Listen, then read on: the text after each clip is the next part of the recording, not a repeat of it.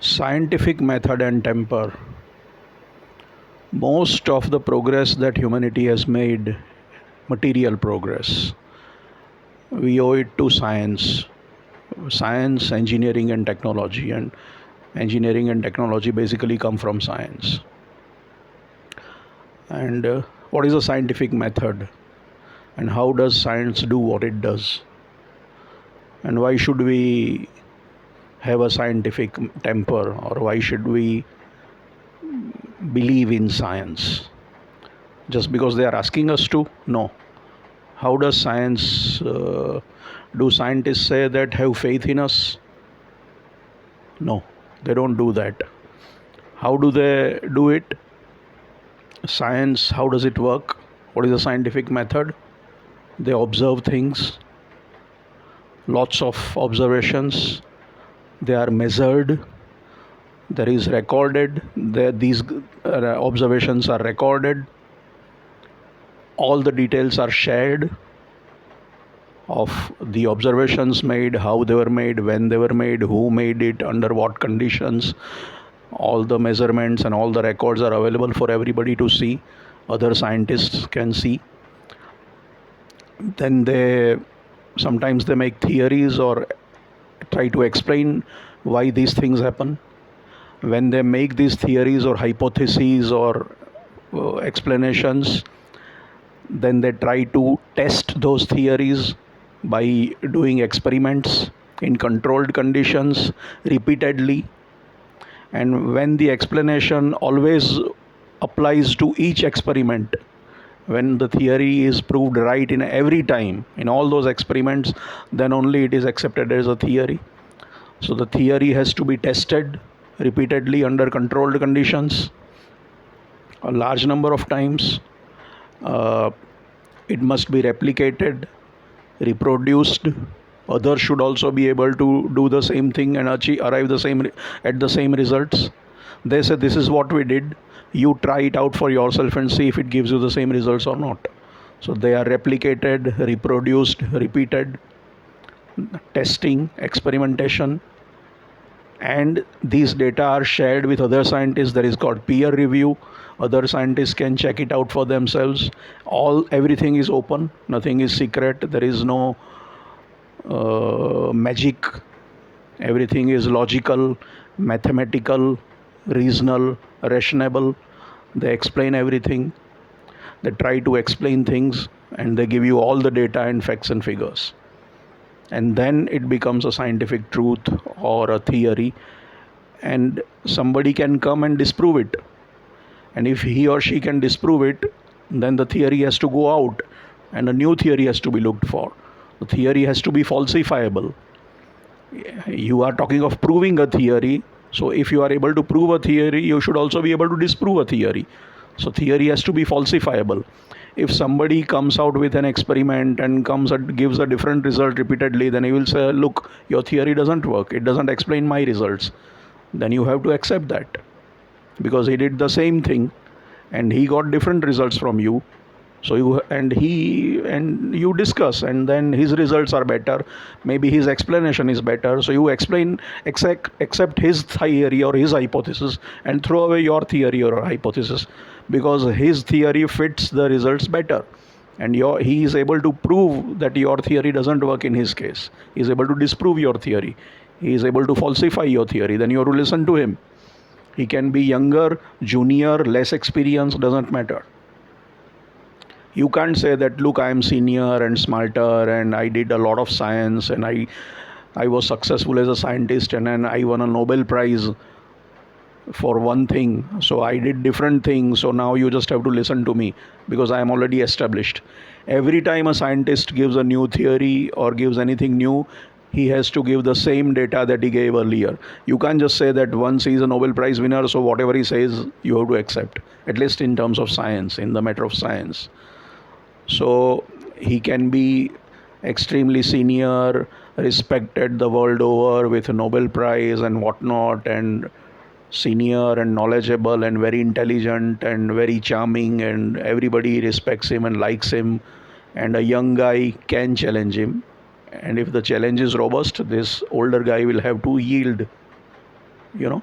That is how it works. Scientists don't say that accept it because we are telling you to accept it. We have already done so much good work for you, so why do you ask for proof every time or evidence every time? It should be good enough that I said so. No, you can always ask for data and all that, and proof and evidence. You can ask for proof, evidence, logic, reasoning, data, facts, figures, and you can refuse to accept it. So this is the beauty and robustness of scientific method. And that's why it has worked, and that's why we believe in it. Again, belief is not based on faith. Faith means you trust without proof or data or evidence. You believe in something without any evidence or proof or data, that's faith. And in science, they don't ask you for faith. They say, this is what it is, these are our conclusions, see for yourself. Now, this makes a lot of sense. So, this scientific method, this is the method that they employ, they use, and this is how they have been, science has revolutionized human life, engineering, technology, and everything. We can't do without it. Physics, chemistry, biology, medical science, modern medicine, all those things. So that's why we believe in it. And again, we don't believe in it simply because they said so. They have the data and they can back it up with experiment. You can check it out with your own experiments. They have data. You can check out the data, the facts and figures and the logic and reasoning and all controlled condition experiments. Other scientists can check it. Anybody can challenge it. It's peer reviewed. Everything is out in the open. There is no secrecy.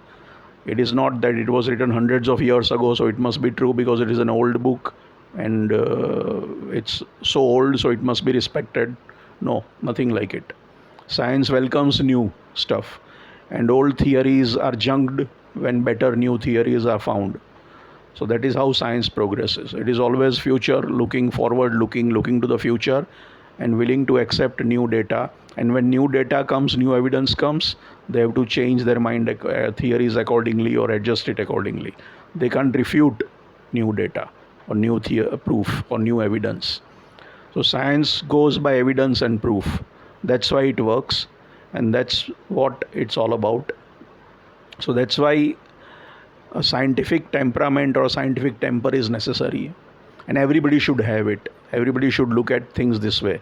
It is not that only scientists can have scientific temper or scientific way of thinking or temperament. All of us can do that. We don't have to be scientists to do that. Sometimes there are scientists who use scientific method or scientific temperament in only one way, some ways, and maybe in other areas they are also superstitious. So there are people who have studied science, who are scientists, but they don't always behave scientifically. They can behave superstitiously. So it's not the monopoly of scientists only that they can think scientifically or have a scientific temperament or scientific temper or scientific outlook on life. Any human being should do it, whether it is a businessman or an entrepreneur or any normal person. So you use it in your everyday life. You use it while you are running a business. You use it when you are asked to believe in something or accept something and all that. You can have this kind of attitude, and it will really help you, because people won't be able to con you or cheat you and all that. I talked of positive thinking earlier, and when they make those magical claims, if you have a scientific temper, you say, show me the proof, get me the data. Where is the experiment? Where is the proof? Where is the evidence? Where is the data? Where is the record? I won't believe in it simply because you're asking me to believe in it. Do you believe in a stranger? Do you put trust in a stranger? No. The stranger has to prove repeatedly that he is worth trusting, and then you trust somebody. So why just blindly put faith in something without knowing anything about it? You try to trust somebody or have faith in something or somebody once you think that that thing can be trusted. So there is an element of, do it. There is a lot of interaction, you gain knowledge, slowly you gain more and more information, knowledge, and then you build and develop trust. That's how it works. So blind faith doesn't make any sense. Facts, figures, evidence, data, proof, that's how it works. Otherwise, you blindly trust and have blind faith in somebody, and maybe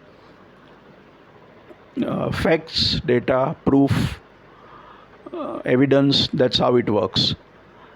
If you try to put blind faith or trust in somebody, maybe that person will let you down. There will be disappointments, you will be cheated, and you will be disappointed. It is likely to happen. People can exploit your trust and your faith.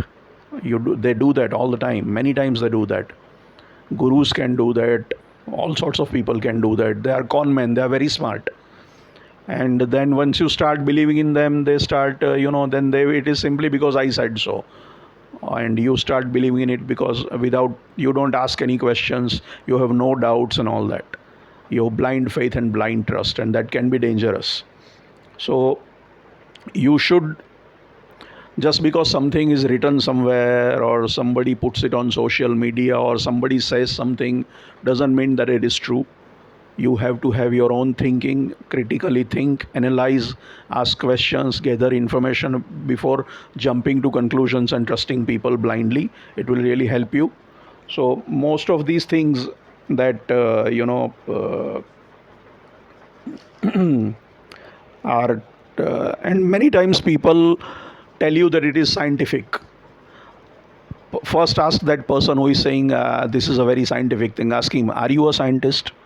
Have you studied science? Many times people come and to me and say this is all very scientific, and they haven't studied science at all, and they don't even understand science, and they have the audacity to say that this is science. So most of these things, like too much of positive thinking when it makes those magical claims, things like astrology and Vastu Shastra and Feng Shui or Feng Shui and Reiki and numerology and palmistry and black magic and mantra and tantra and all those things, most of these things are not scientific. Most of it is pseudoscience, masquerading as science. They will show you a lot of mathematical calculations and all that. Doesn't make it scientific. A bunch of Nobel Prize winning scientists once made a declaration that astrology is not science. Astrology and astronomy are different. But still people say that it is scientific because it has got mathematics. But the basic premises are wrong. The basic belief itself, first you have to believe that thing that planet there can influence me.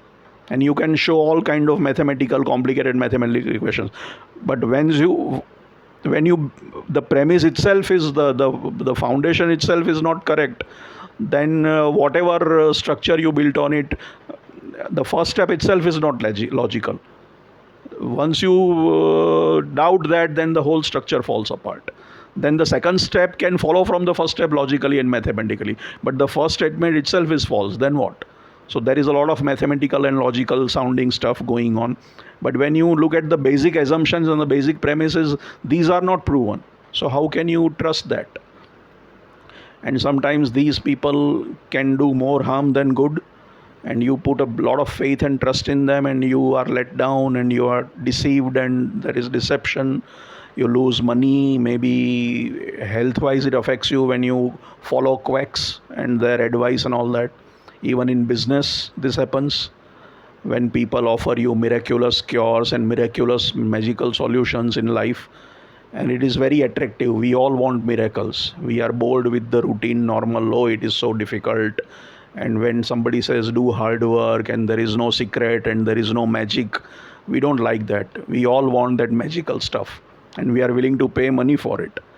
And then we lose money invariably, and eventually we'll find out that we were fooled.